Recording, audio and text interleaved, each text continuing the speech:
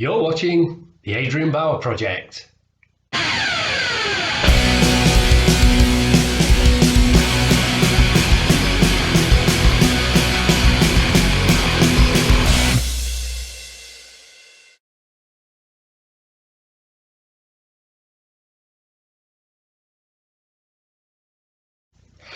Hello. Many thanks for choosing to click on my thumbnail and to watch my content. Very much appreciated as always. So, okay, it's a bit of a long wait. I know that my modelling mojo seems to be fluctuating just lately, but I finally managed to get it finished. What am I talking about?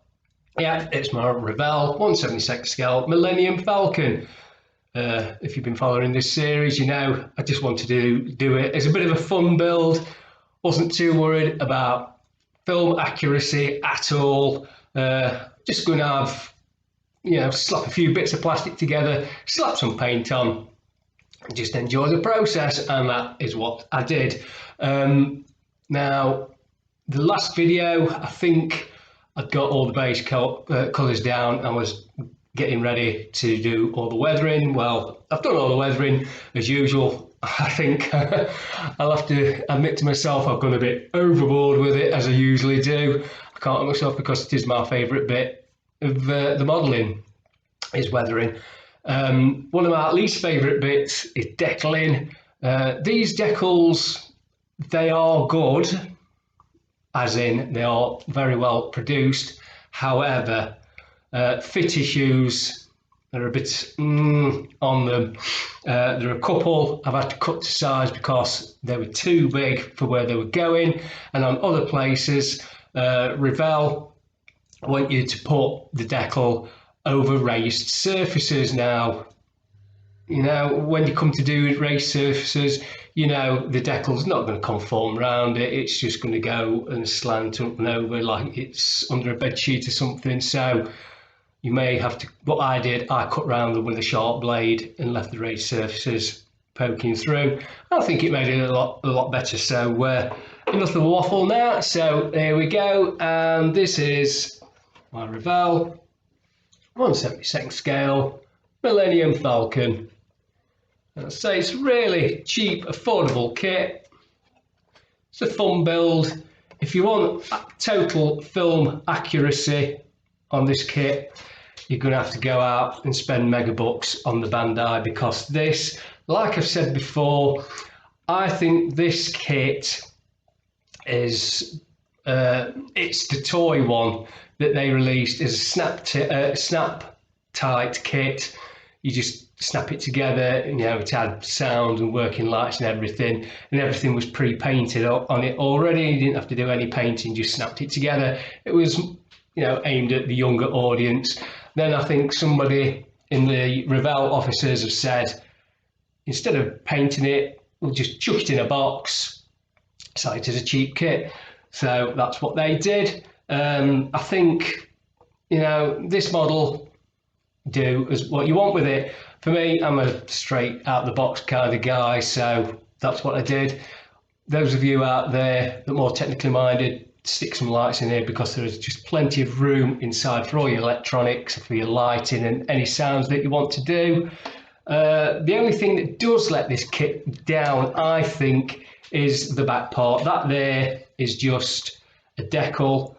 I don't understand why they didn't do a sort of plastic grill that you could have put over the clear part, because that's what that is. It's a clear part painted with some blue paint, and then it's a decal put over the top of it.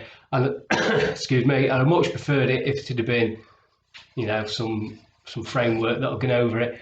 It would have made it a lot better. Plus, as well, I don't know if you can see in there, that bit there, the black back plate there, has got no detailing on it at all. It's, it is what it is, I think. And like I say, I think this is just based around the snap tight toy kit that they had out, and just had a thought that, yeah, let's bang it out and give model makers something to have a go at. There's a little door on there. Again, no detailing on the gangplank going up into it, and you look into it and it's another blank piece of plastic there. So you do with it what you want. I just had a bit of fun with it. Don't think you can see inside too well. I always knew that was going to happen anyway. If you do light it, you backlight it and it would light up the cockpit area, but without lighting you can see in. But like I say, it is what it is. If you're looking for something that you can just have a couple of hours on when you feel like it, then this is the perfect kit for you. Really simple, there's nothing difficult in this kit. I'd say probably the decals are probably the most difficult bit because they are a bit of a pig. If you've not modelled before, I think you're going to be really upset with the final result you get with your decals. But like I say, I cut mine. There was a couple I even left off because I just got fed up of cutting little squares out of decals and whatever. But there you go. So that is the end of my Millennium Falcon build, the Revell 1/72 scale one. I think this was about 30 quid when I had it for Christmas. It was around that price range. So whether it's gone up or whether it's still the same price, I'm not too sure.